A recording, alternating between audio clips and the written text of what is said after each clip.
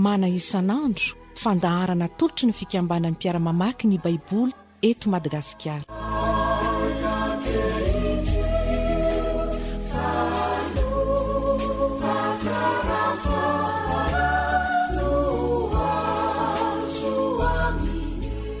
Ampifaliana mandrakariva riavana ny orana amintsika eto ampanarahana ny fiarahana mandinika soratra masina amin'ny mana isanandro ary dia faly miarabantsika amin'ny anaran'ny Tompo. Isaia 7:20 ka hatramin'ny 9:10 no vokarintsika anio. Isaia 7:20 ka hatramin'ny 9:10. Alohan'ny amakitsika izany dia andeha mbola iara-misaotra ny Tompo aloha isika. Amin'ny fofeny fakasitrahana anao raha io no anatrehana indray ny latabatrao seza fiandriananao raha mamelatra ny hanim-panahy manoloananay ianao amin'ny alalan'ny teninao. Mideranao zay raha io mankalazanao mankasitraka anao fa tombotsoa lehibe ho anay mandrakarivany izany. Raha ny manam-pahefan'ny tany aza ny manasanay hiara-misakafo amin'ny voninahitra lehibe izany. Ianao mpanjaka ny manolotra hanim-panahy ho anay fitiavana izany raha io koa dia misaotra anao zahay. Dia raha laza ho anao raha izanaka fanahy masina. Ary satria handinika ny teninao zahay, sakafo an'ny fanahinay zany, fanazavana ny lalanay sy faniliny tongotra raha teo, fanahy masina ho sokafo ny sainay ahafantatra zay tianao ambara, ary meonay ny hery hoentinay manatanteraka ny teninao mba ho voninahitra ny anaranao mpamonjy eo. Ny fiainanay tsy loviny ny teninao. Amin'ny anaranao nanaovanay izany vavaka izany re Jesoa mpamonjinay eo. Amen. Isaia 7:20 manomboka amin'ny 1 ka hatramin'ny 9:10. Vakintsika amin'ny anaran'ny Tompo izany. Faminaniana ny amin'ny lozanjoan'ny tiro. Midradradradra ianareo ry sambon'ny Tarsisy eo. Fa rava tiro ka tsy misy trano sady tsy azo idirana intsony ao. Avy tany amin'ny tany Kitima no nanambarana izany taminy. Mangina ianareo mponina morontsiraka. Ny mpandrato avy any Sidona izay mandeha eo ambony ranomasina no efa nampanakarenanao. Teny amin'ny ranobe ny vary ny Siora dia ny vokatry Nely ka nampiditra harena ho azy, ary tonga tsena ny fireneny. Aoka menatra ianao ry Sidona. Fa ny ranomasina dia ny fiarovana mafy ao an-dranomasina efa ny teny hoe tsy mbola nietsi-jaza aho naniteraka, tsy mbola nitaiza zatovo aho nanamelona Virjina. Rehefa retany Egypta zany dia torakovitra izy noho ny nanjo any Tiro. Mitaho any Tarsisy ianareo, midradradradrary mponina morontsiraka. Zao vany manjoanao ry ilay naravoravo zay efa naorinatry ny vony fahagola sady nentiny tongony ivahiny any lavitra any. Iza ny kiasy zany hamelezana ny Tiro, mpanome satro-boninahitra zany. Mpanapaka ny mpandratony, olo malaza amin'ny tany ny mpivarony. Jehovah tompony maro no ny kiasa izany, mba hampietreny ny fiavonavonana ny voninahitra rehetra sy analany ny voninahitry ny olo malaza rehetra amin'ny tany. Ry Tarsisy zanaka vavy, aoka ianao anafitra ny taninao tahaka ny Nely, fa tsy misy fifehezana intsony. Ny tanan'i Jehovah naindrony tambonin'ny ranomasina, nampiororony ny fanjakana. Jehovah efa nandidiny amin'ny Kanana, mba ho ravana ny fiarovany mafy. Ary hoy izy, tsy ravoravo intsony ianao ry Virjina hafa baraka Sidona zanaka vavy. Miainga, mitaho any Kitima, kanefa na dia any aza tsy ahita fitsarana tsy akory ianao. Indro ny tanan'ny Kaldianina, tsy firenena intsony izy, fa nataony Asirianina fonenany bibidia nenefitra. manao tilikambo fitiliny izy ka mandrava ny lapany mpanjaka ao ary mampody azo korotam-bato midradradradra ianareo ry sambony tarsisy eo fa rava ny fiarovana mafy ary amin'izany andro izany dia ho adinoina 70 taona tiro toy ny andro ny mpanjaka iray rehefa afaka 70 taona tiro dia hiaran'ilay tononkalo ny janga manao hoe makalokangaka mivezivezera ny tanàny ianao rikala janga hadino mitendre tsara ka mahereza mivazovazo mba hatsiarovana anao ary rehefa afaka 70 taona Jehovah mangy any tiro ka dia hiverina mifilantangy izy sy jangajanga mifanjakana rehetra manerana izao tontolo izao ary ny varony sy ny tangy azony dia ho amasinina ho an'i Jehovah tsy ho tehirizina na ho raketiny zany fa ny varony dia ho an'ny izay mitoetra eo anatrehan'i Jehovah ho anina mahavoky sy ho fitafiana mendrika. Ray masino manamasinanay amin'ny fahamarinana fa ny teninao ny fahamarinana.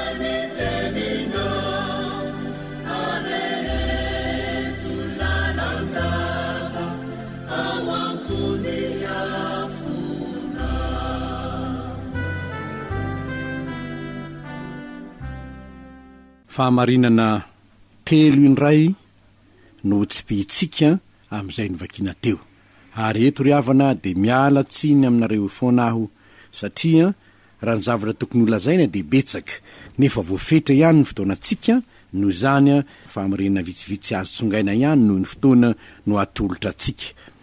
Ny fahamarinana voalohany dia izao ho very hevitra reo tanàna sy firenena mifanakaiky amin'ny tiro sy mifandray aminy noho ny loza hanjo any tiro. Tiro fa iza moa tiro ho jerentsika aloha fa tiro tamin'izany fotoana zany tamin'ny andron'ny Isaia mpaminany dia isan'izay serana tsambo goavana lehibe teo amin'ny morontsiraka atsinana ny Mediterane mampifandray ny nosy Kyprosy izy mampifandray amin'ny Asie Mineure izy na Turquie amin'izao fotoana izao mampifandray amin'ny Egypta ihany koa fivezivezen'ny sambo mihitsy serana tsambo goavana mihitsy ny tanànany Tiro tamin'izany ary anankiray amin'ny renivohitry ny Fenisianina ary noho izany dia nalaza sady mpanan-karena dia mpanan-karena izao anefa ho rava izy ho hitantsika manaraka ny antony faharavany fa ho rava izy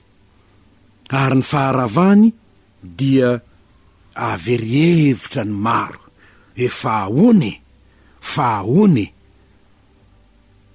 mpanan-karena izy mindin'ny faharoa mandeha ambony ranomaso nefa nampanan-karena anao ny voninahitry nely dia napiditra harena be ho azy ary tonga tsena ny firenena izy izany io tiro io anefa no nilazan'ny Isaia mpaminany amin'ny Tarsisy hoe midradradradra ianao ry sambony Tarsisy eo tomani ianao mangina ianareo mponina morontsiraka fa ny mpandrato avy any Sidona dia nampandena mpanan-karena ny Tiro kanefa aoka ho menatra ianao ry Sidona. Nahoana ny nomenatra ianao satria ho torakovotra noho ny manjoan'ny Tiro ianao ny 5. Ary dia zao aza ny ho tenin'ny olona hoe izao ve ny manjoanao ry lay ny ravoravo zay efa naorinatry ny fony fahagola sady nentiny tongony ivahiny anylavitrany taizany rainy tsy nahalalanao ry tiro nandeha naketsitseroa ianao ny vahiny tatsisy tary anao fantatra izany hoe seranatsambo ny tiro zany nalaza de nalaza zany kanefa ho rava ianao ry tiro haetry ianao inona ny lesona azo sikaraisina am'izany ry havana natoinina fahalebiazany ny toerana iray na voninahitry ny toerana iray misy fotoana haravany ary ny fotoana haravany io Andriamanitra ihany no mahafantatra an'io. Andriamanitra ny mahalala ny fotoana haharavany tiro, fa tena noravan'Andriamanitra tokoa tiro taty aorina tamin'ny fotoana zay nanafian'ny Babilonianina ny Asirianina ka nahatonga ny Babilôna ho natanjaka de isan'ny rava tiro. Izany ny voalazan'ny tantara. Fa ny zavatra anankiray zay tsarotsika nefa de zao mbola ho hitantsika aorina hoe mbola hamangy azy Jehovah. Ary ho hitantsika any amin'ny testamenta vaovao fa rehefa tonga Jesosy de mbola niresaka ny momba ny tiro ihany izy. Nefa ny elanelany fotoana zay namina niny Isaia mpaminany sy Jesosy Tompo dia tsy latsaky ny 200 taona, satria araka ny hita eo amin'ny tantara dia tokony tamin'ny taona 200 talohan'i Jesosy de tsy namina nintsony Isaia, kanefa Jesosy aza mbola niresaka ny amin'ny tiro indray. Riavana inona ny lesona resitsika ny amin'izany? Natoinina ho iaho, harena ny tany na harena ny olona anankiray, misy fetra ihany izany, misy fetra ihany zany. Ary n'izany tsy tokony hametraka ny fo amin'izany harena izany ny olona, na hanompo izany harena izany. Nalaza de nalaza ny tiro nefa nasaina midradradratra Tarsisy, nasaina ny orokoditra Egipta, fa ho rava manko tiro, ho rava io. Tsy tokony hanorina ny fonao amin'ny arena n'izao tontolo zao ianao. Fa na iza mpanan-karena teto amin'izao tontolo zao de misy fotoana ihany foana ireny arena reny ray andro. Ary na iza olona laza teto amin'izao tontolo zao tsy maintsy niala teto amin'izao tontolo zao izy, ary tsy mitondra na inona. Marina fa rehefa tonga ny andro hafatesan'ny mpanan-karena anankiray de atao ohatra ny manan-karena be mihitsy ny zavatra rehetrarehetra entina mandevina azy. Saingy zao tsy arena netino aizy reny akory, fa mijanona eto ambonin'ny tany daholo ihany reo, tanapolo ihany no entina miala. Tsy nitondra na inona netra teto amin'izao tontolo zao sika hoy Paoly, ary tsy hitondra na inona miala. Ary noho izany de ho hitantsika ary amin'ny faraparany ary fa nanjary nentina nanompo an'i Jehovah ny arenan'ny tiro rehefa niverina tamina mangy azy Jehovah. Zao ary no afatra zao no afatra. Raha isan'izay manan-karena tahaka ny tiro ianao, aza metrahana ny fonao ny arena. Fa izao ny voasoratra raha ny tenin'Andriamanitra no anontaniana, manompoan'i Jehovah amin'ny fanananao rehetra de ho feno mitafotafo ny fitoeram-barinao. Torohevitry ny Tompo zany. Raha arena azo tamin'ny fahamarinana no arena nananao, ento manompo an'i Jehovah zany, satria hanomeanao bebe kokoa ny Tompo raha entina manompo azy ny arenanao. Raha arena azo avy amin'ny tsy fahamarinana kosa tsy mahasoa anao zany, ho rava tahaka ny an'ny tiro zany.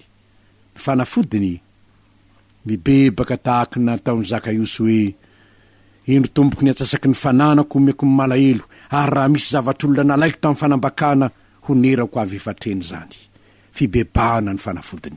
Raha sanatria ka nanan-karena tamin'ny tsy fahamarinana ianao, de ny tsy mbola rava tahaka ny tiro aleo mibebaka tompoko, aleo mibebaka. Mba azo famelan-keloka ianao, azo famindram-po ianao, fa na de zaka iosy aza de zao ny tenin'ny tompo hoe ny atsasaky ny fananako meko ny malahelo ny zavatr'olona nalaky tamin'ny fanabakana onerako avy efatreny de ho Jesosy hoe tonga am'ty trano ty ny famonjena fa zanaky Abrahama koa izy. Fahamarena faharoa, ny avonavo ny tiro no nampietreny Jehovah azy. Ny avonavo ny tiro no nampietreny Jehovah azy. Iza no nitiasy zany emelezana ny tiro, mpanomesatry boninahitry zany, mpanapaka ny mpandratony, olo malaza amin'ny tany sy ny mpivariny. Jehovah tompony maro no nikasa izany mba hampietreny ny fiavonavonany voninahitra rehetra sy analany ny voninahitry ny olo malaza rehetra amin'ny tany. Ny tanan'i Jehovah na injy ny tambon'ny ranomasina na pirorony fanjakana, Jehovah efa nandidy ny amin'izany. Iza io? Jehovah io. Ny avonavo ny tiro ampietreny zany avonavony zany ho alany voninahitry ny malaza ho aminy. Izany ny efa hitantsika tany ambolohany ihany zany raha namaky ny boky Isaia sika. Any amin'ny Isaia 10 sika de efa nahitany zany, andininy 7 sy 4. Izao ny voalaza amin'ny Isaia 7, andininy 7 ka hatramin'ny 4. Fa izy nanao hoe tamin'ny herin'ny tanako no nanaovako izany, sy tamin'ny fahendreko fa mahiratsaina aho, ary nanaisitra ny faritany ny firenena aho, sady namabo ny areny, ary tahaka ny famotraky ny ombilahany no namitrahako mpanapaka, ary tahaka ny fakanany eo amin'ny akanim-borona no nakan'ny tanako ny haren'ny firenena, namiriko ny amin'ny tany rehetra. Iza mo io? Reare ny Asirio, saingy nataon'i Jehovah natanjaka izy, nahavita zavatra maro, ary nampiasain'Andriamanitra mihitsy aza. Fiasana teo ampelantanan'Andriamanitra hanafainy ny firenena miavonavona, de ny avonavona koa izy. Ry havana, ny avonavona mialoha faharavana. Ary moa tsy zany ve? Tsy zany ve? No lazain'ny Daniel tamin'ny Nebokadnezara, efa miverina matetika ihany eto amintsika ny tantaran'ny Nebokadnezara zay voasoratra any amin'ny Daniel 4.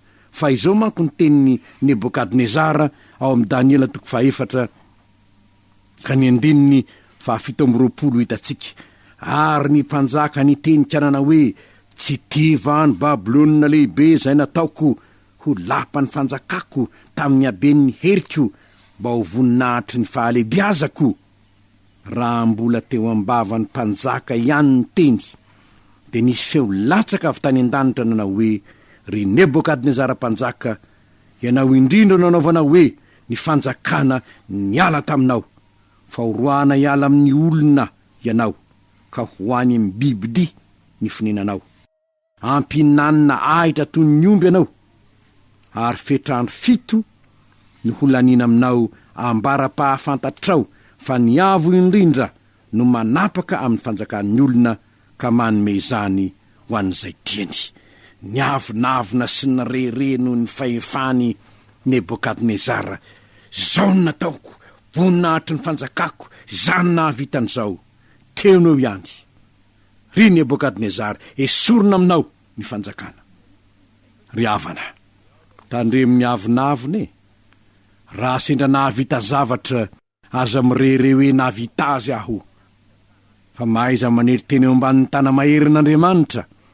Na inona taonareo atao voninahitry'Andriamanitra zany rehetra zany, hoy Paul raha nanohatra ao amin'ny Korintiana 10:30 izy. Ny avonavo ny tiro no nampietreny Jehovah azy, manalavira ny avonavona arak'izay azo atao havako. Eny mety manakareny ianao, mety ho nampiasain'Andriamanitra ianao, nefa ako ao Andriamanitra no mena voninahitra fa tsy ny tenantsika. Ny toetra anankiray mahafinaritra nefa hitantsika ao amin'i Jehovah ry havana, ary fahamarinana mba reto de zao: mbola hamangy ny tiro aho Jehovah rehefa afaka 70 taona. Io tiro miavonavona io tiro mirere io, ahetry io. Kanefa ho Jehovah hoe mbola hamangy ny tiro ihany aho izy. Zay le mahafitiavana an'Andriamanitra. Ary amin'izany andro izany dia ho adinoina 70 taona tiro, satria nahoana rehefa afaka ny 70 taona Jehovah hamangy an'ny tiro ho ny 17. Rava tokoa tiro, ary nitatsika moa rehefa mieritreritra ny amin'ny anaravana any Jerosalema sika. Raha afaka 70 taona ho Jeremia amin'ny toko 7:20 dia averina ihany koa Jerosalema. Noravan'ny Babilonianina tokoa Jerosalema, ary isan'ny noravana ny araka tamin'izany tiro. Nefa ilay 70 taona nolazaina tamin'ny Jeremia mba hiverenan'ny Joda indray, dia mba nanana anjara tamin'izany koa tiro, fa 70 taona koa ny azy no voalazan'ny soratra masina eto.